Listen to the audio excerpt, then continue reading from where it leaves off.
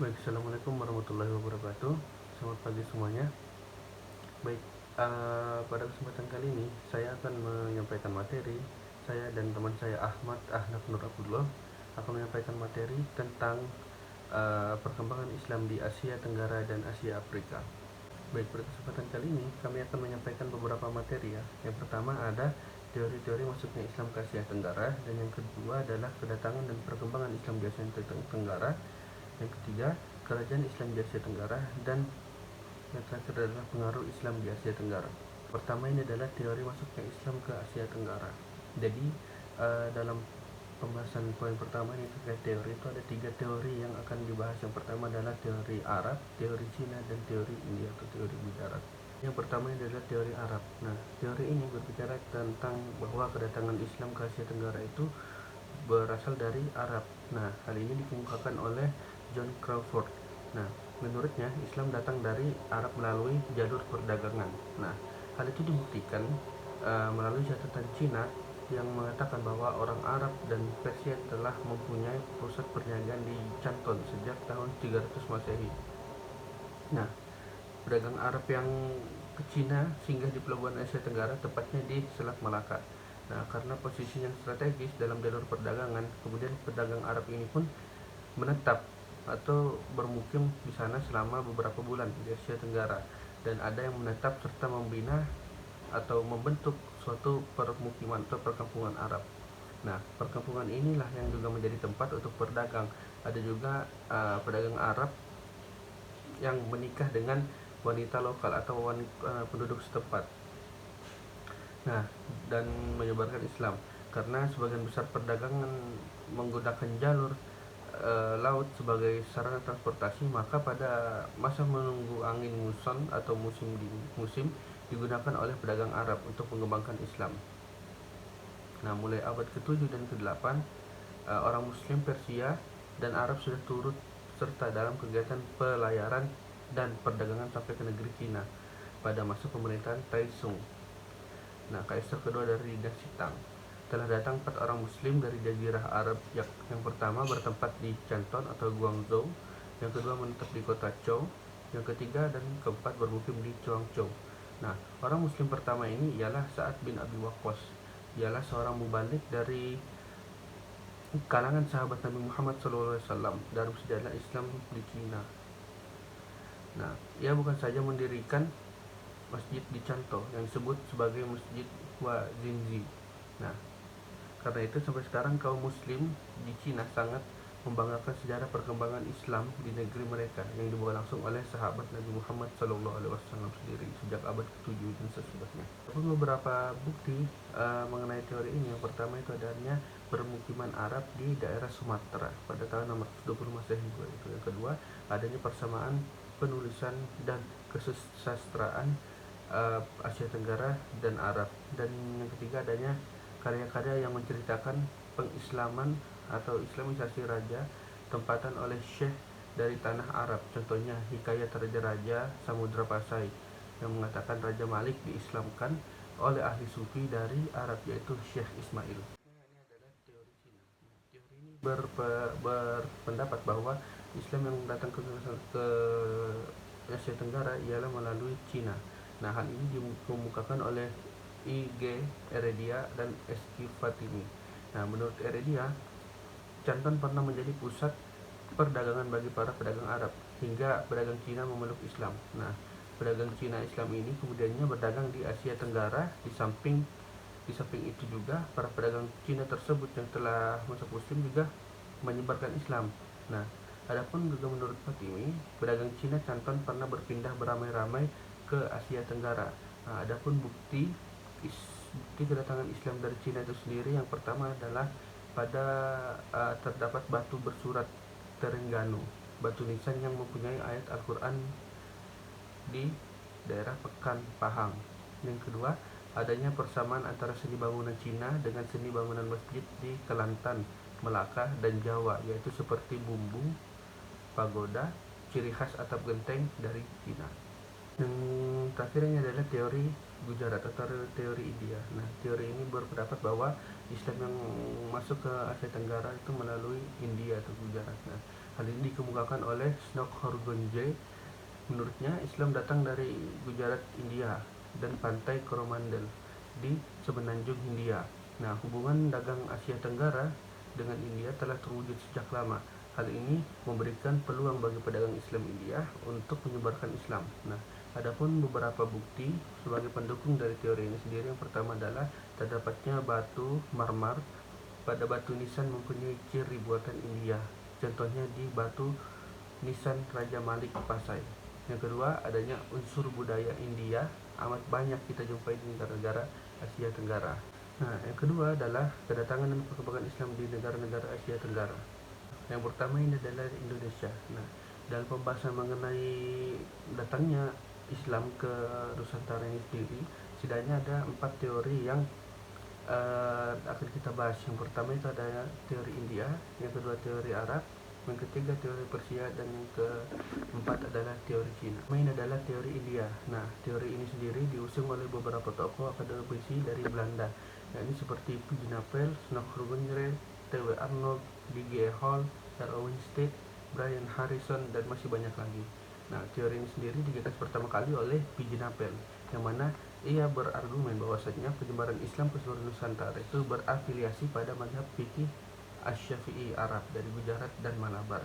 Hal ini disebabkan karena daerah-daerah tersebut sangat sering ditemukan dalam sejarah awal Nusantara. Nah, akan tetapi P. J. Napel tetap beranggapan bahwa dai yang awal mulanya menyebarkan Islam adalah orang-orang Arab dari Gujarat dan Malabar, bukan orang-orang India sendiri. Dan teori dari P. J. Napel ini lagi kemudian dikembangkan oleh Snork Horgenjay, yang mana ia menambahkan bahwasanya Islam dibawa ke Nusantara itu dari India dan bukan langsung dari Arab. Dan juga menurutnya bahwa India Selatan adalah asal-usul Islam di Nusantara. Nah, Horgenjay berargumen bahwa ketika Islam telah menguasai kota-kota pelabuhan di India Selatan, sejumlah orang Islam dari Decca yang tinggal di sana diperlakukan sebagai orang-orang menengah atau middleman dalam perdagangan antar negara Muslim Timur dan Malay. Nah, dan para pedagang Muslim inilah yang memiliki tempat di sana, menjadi orang-orang pertama yang menyebarkan Islam terhadap penduduk di Nusantara.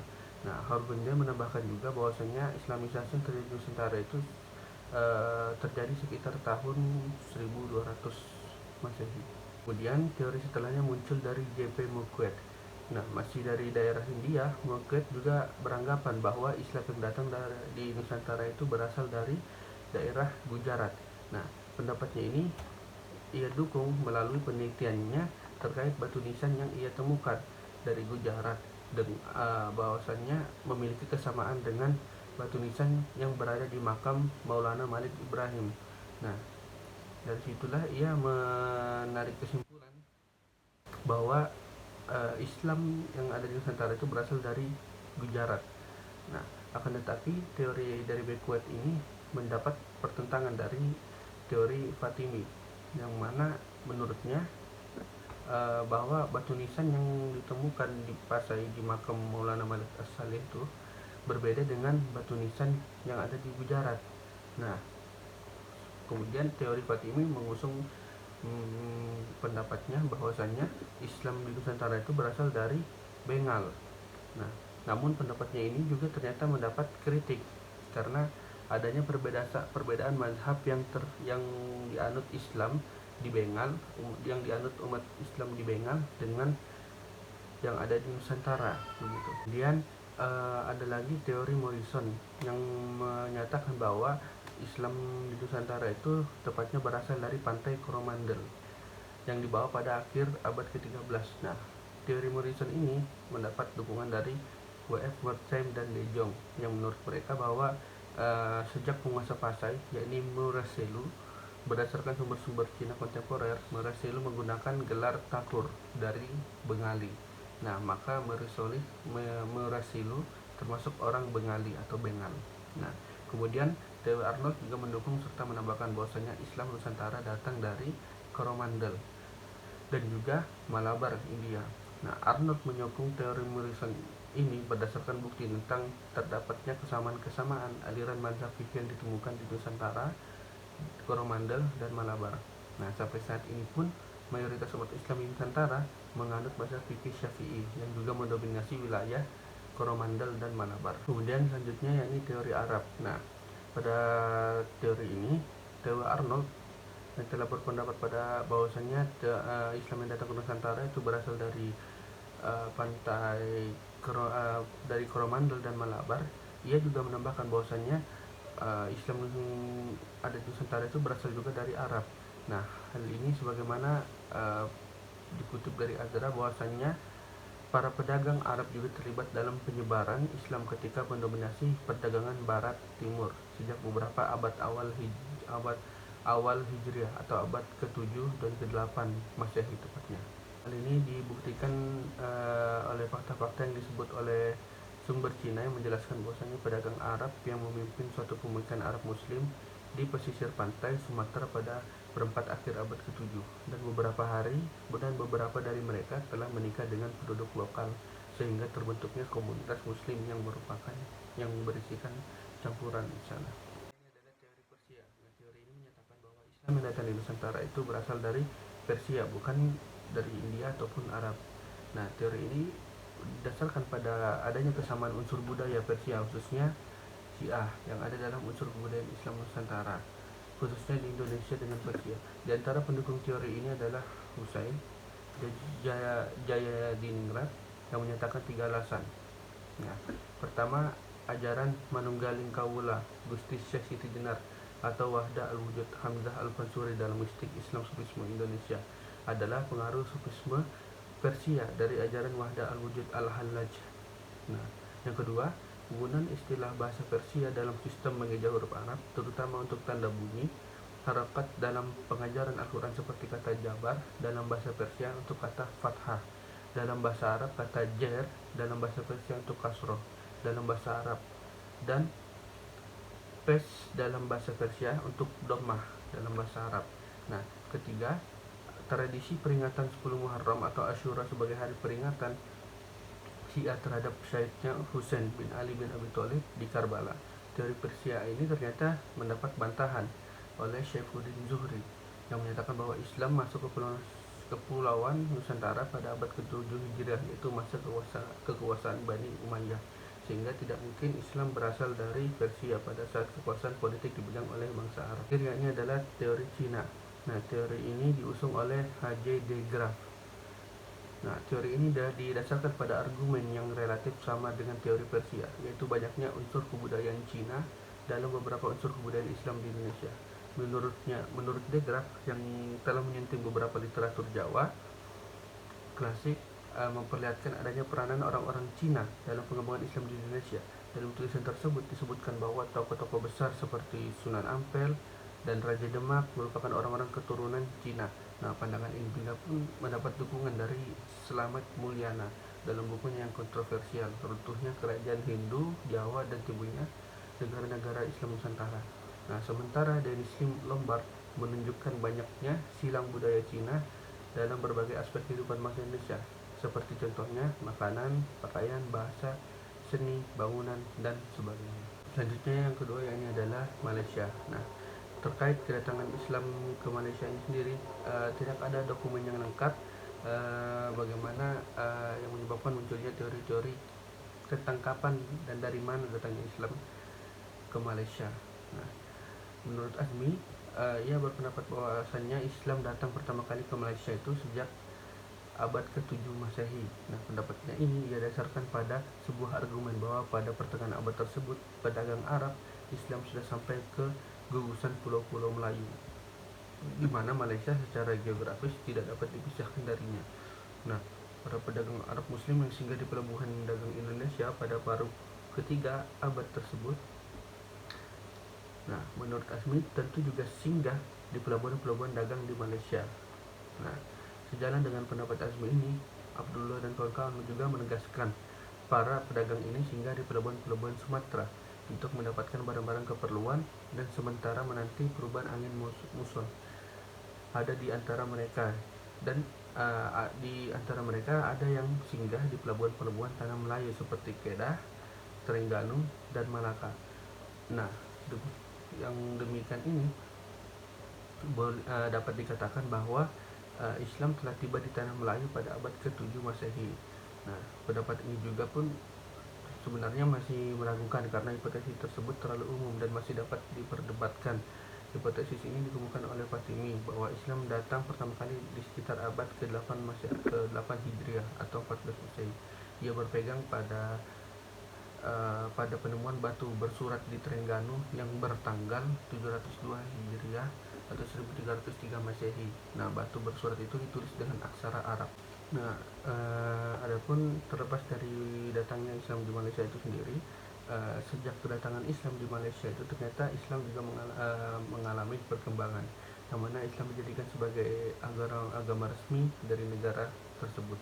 Nah, hal ini sebagaimana termuat dalam pasal 3 ayat 1 yang menegaskan bahwa Islam is the religion of the federation, but other religions may be practiced in peace and harmony in any part of the federation. Nah, adapun keterangan terkait bahwasanya hampir 50% dari 13 juta penduduknya adalah Muslim dan sebagian besar diantaranya adalah orang Melayu yang tinggal di semenanjung Malaysia. Nah, adapun sisanya terdiri dari kelompok-kelompok etnik yang minoritas, yakni diantaranya Cina yang terdiri sekitar 38% dari penduduk Malaysia dan yang lainnya India dan Arab. Nah, kemudian ada beberapa juga bukti mengenai hasil peradaban dari Islam di Malaysia ini sendiri. Yang pertama ada bangunan-bangunan masjid yang megah seperti Masjid Ubaidiyah di Kuala Kancong. Yang kedua, banyaknya bangunan-bangunan sekolah Islam. Yang ketiga, berlakunya hukum Islam pada pemerintahan Malaysia. Hukum Islam di sana mendapatkan kedudukan khusus karena dijadikan sebagai hukum negara. Tiga, ini adalah Singapura. Nah, dalam sejarahnya ini Singapura pernah menjadi satu tempat pusat Islam paling penting di Asia Tenggara. Itu dikarenakan keunggulannya atau letaknya dari Singapura yang strategis, yakni sebagai pintu masuk bagi perdagangan internasional antara Eropa, Timur Tengah, Australia, dan Timur. Nah, pada sisi lain, selain sebagai transit perdagangan, posisinya yang strategis juga telah memungkinkannya menjadi pusat informasi dan komunikasi dakwah Islam, baik pada masa Kesultanan Malaka, masa kolonial, sampai pada awal abad ke-20. Nah, karena itu jelaslah mengapa Singapura memiliki peranan yang penting dalam penyebaran Islam di Asia Tenggara. Nah, sejak abad ke-15, pedagang muslim menjadi unsur penting dalam perniagaan wilayah timur, tidak terkecuali Singapura. Nah, beberapa di antara para pedagang ada yang menetap dan menjalin hubungan perkawinan dengan penduduk setempat. Nah, lama-kelamaan akhirnya para pedagang muslim tersebut membentuk suatu komunitas tersendiri. Nah, para pedagang ini tidak jarang merangkap menjadi guru agama dan juga imam di masjid-masjid sekitar.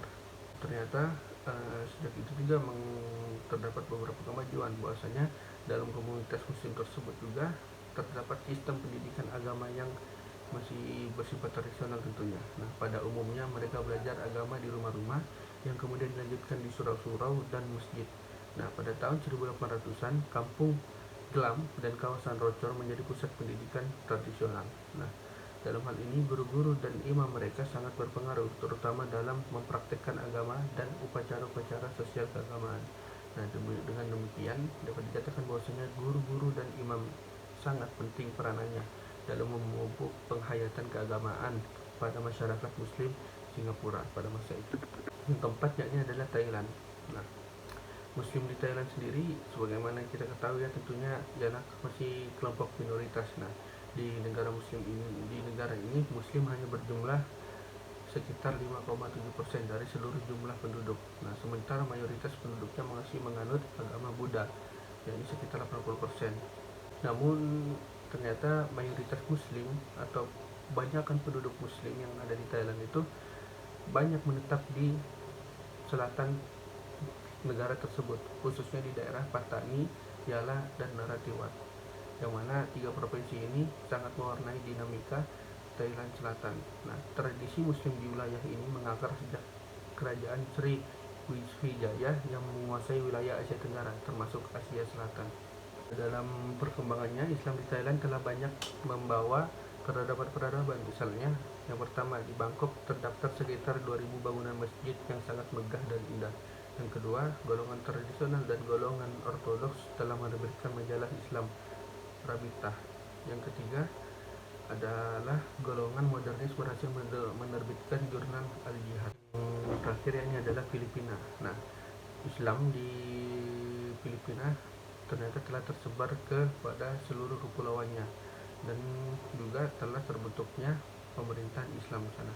Nah, akan tetapi muncul suatu pemikiran keagamaan yang dibawa oleh penjajah Spanyol, yang mana secara mendadak Spanyol menyerbu ke kepulauan Filipina.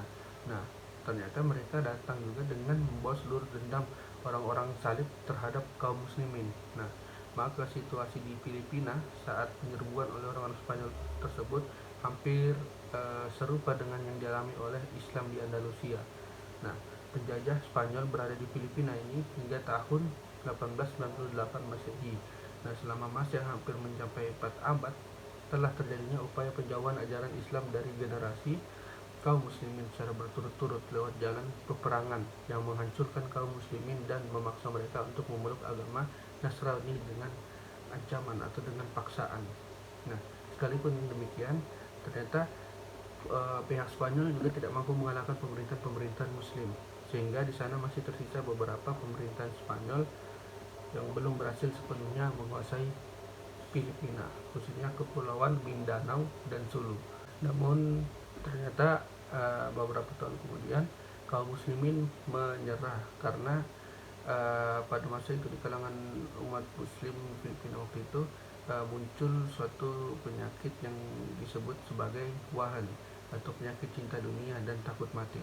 Nah, kemudian tersebarlah pemikiran-pemikiran tersebut yang hingganya menyebabkan kemiskinan, kebodohan, dan keterbelakangan pada kaum muslimin pada masa itu. Nah, pada saat itulah orang-orang salib menawarkan berbagai bantuan hingga akhirnya Islam kembali surut di negeri Filipina itu. Dan sekarang Islam di Filipina hanya berada di 13 wilayah di selatan Filipina yang sampai saat ini masih tetap menuntut pemerintahan otonomi dengan segala upayanya, yakni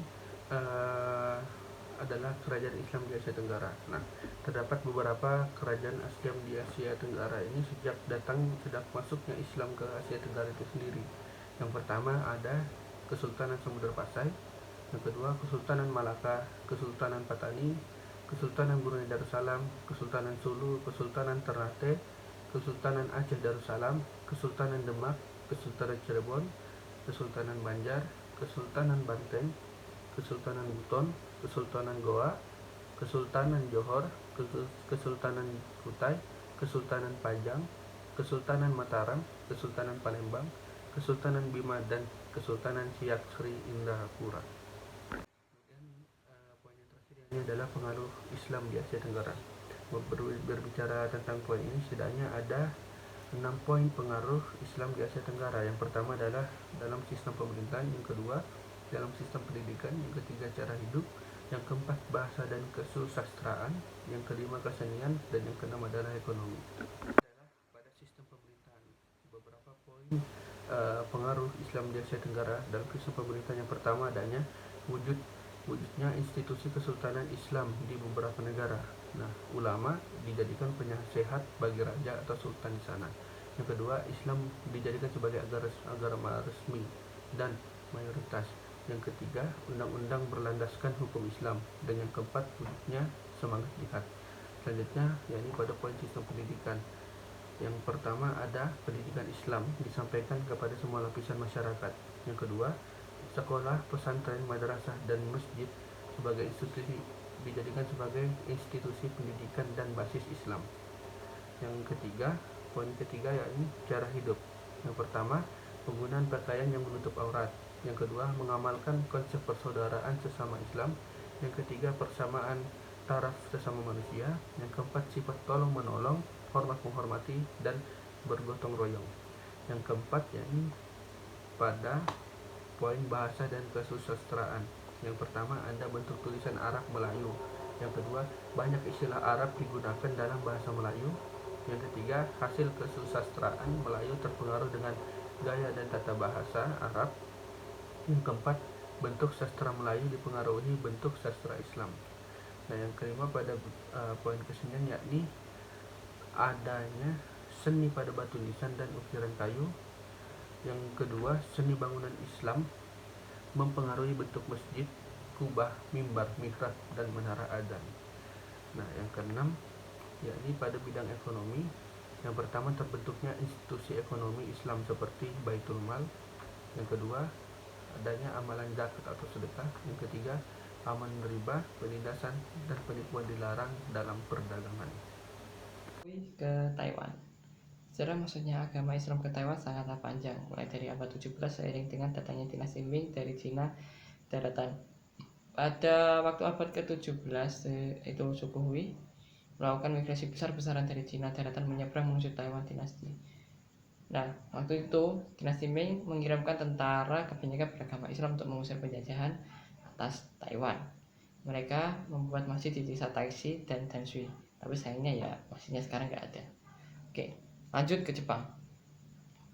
Jepang, sejarah masuknya itu sekitar pada tahun 1877 dan hampir bersamaan dengan datangnya agama Kristen yang dibawa oleh imperialisme Barat. Titik berkembangnya Islam Jepang adalah waktu 1890. Saat itu sebuah kapal laut milik kerajaan Turki Ottoman singgah di Jepang dalam rangka mencari hubungan diplomatik. Nah, jadi ada yang berjalan dari Turki. Oke, lebih mengenal Islam kebudayaan. Nah, karena itulah warga Jepang jadi lebih mengenal Islam secara kebudayaan. Akan tetapi dalam perjalanan pulangnya kapal tadi ini karam, ya kan. Adapun orang Jepang pertama yang memeluk agama Islam itu namanya Mitsutaro Takaoka, ya. Terus namanya diganti jadi ya apa itu Omar Yamaoko setelah haji. Lanjut ke China. China ini berkembangnya diyakini itu sekitar 651 Masehi, yaitu pada masa dinasti Tang.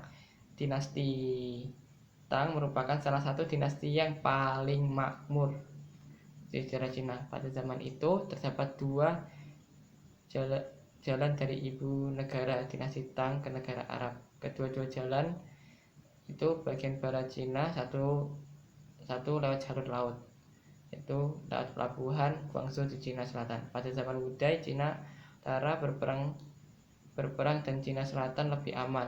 Banyak penganut agama Islam telah berpindah ke Cina Selatan. Masjid pada zaman dinasti itu Tang dan Wudai masih mempunyai corak seni Arab dan belum menerima pengaruh seni tradisional Cina.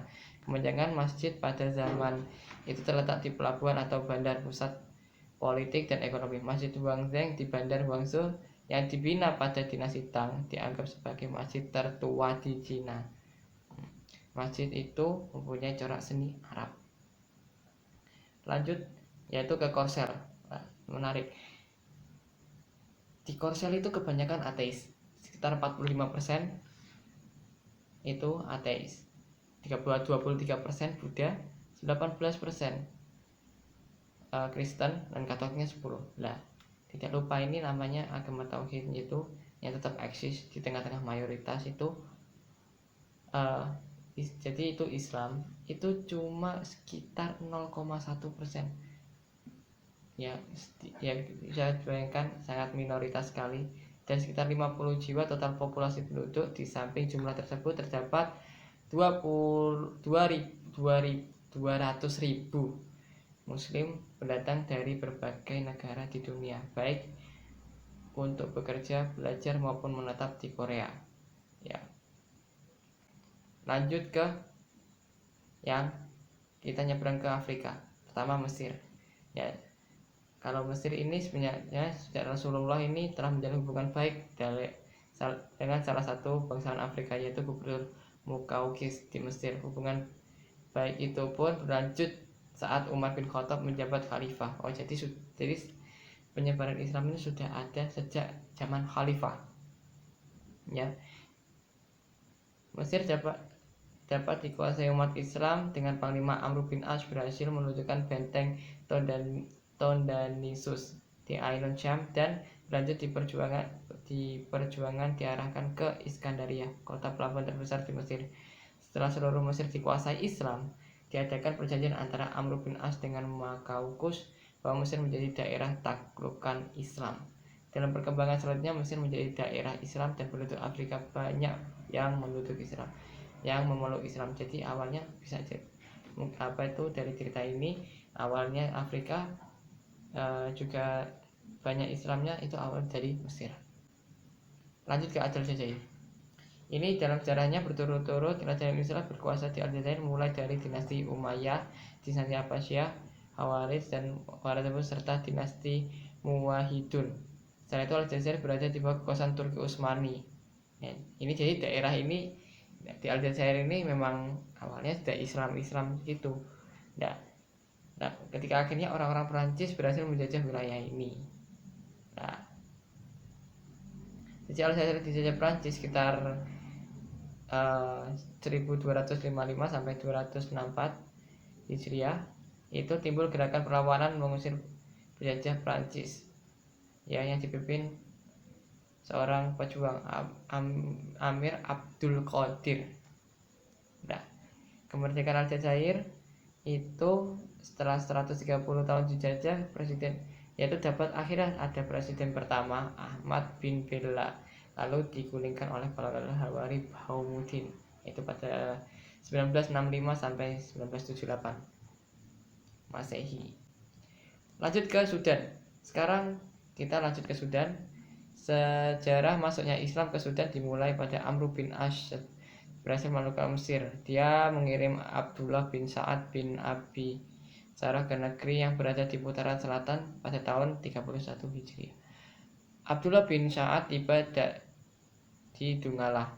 Mulailah kabilah-kabilah Arab berangkat ke menuju Sudan sekitar tahun 132 Hijriah atau 750-an Masehi.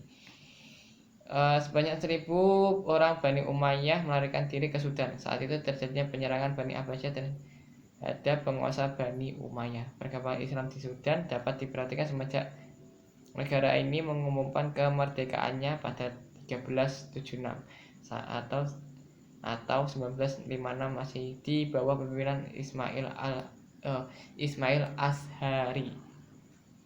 Kemudian diikuti oleh pemerintahan Abdullah Khalil pada 1957 masih sudah kudeta militer. Negara ini dipimpin oleh Farid Ibrahim. Revolusi rakyat di bawah tanah dilakukan oleh rakyat yang mengakibatkan kekuasaan diambil oleh Khatmi Khalifah. Lanjut ke Mauritania.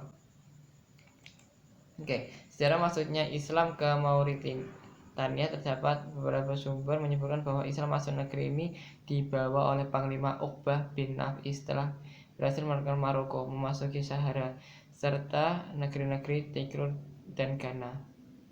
Ya, Uqbah bin Nafi tentara Islam sampai di perbatasan Mauritania pada tahun 60 Hijriah.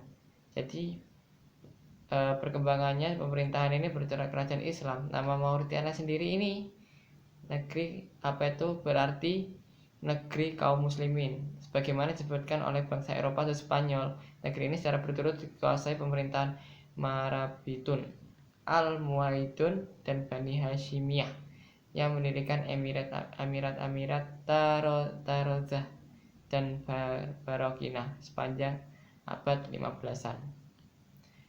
Lanjut ke Afrika Selatan yang terakhir. Sejarah masuknya Islam di Afrika Selatan dimulai kedatangan kaum muslimin yang terbagi dalam dua kelompok, yaitu dibawa oleh kolonial Belanda yang terdiri dari imigran seperti budak, tahanan politik, pejabat, kriminal dari Afrika Barat, Afrika Timur, dan Asia Tenggara. Kaum muslimin pertama yang datang ke Afrika Selatan adalah disebut Mardikers, orang-orang yang berasal dari Ambon, Maluku. Mereka datang ke Afrika Selatan sebagai tenaga keamanan menjaga kepentingan VOC dan orang-orang Belanda dari gangguan penduduk setempat.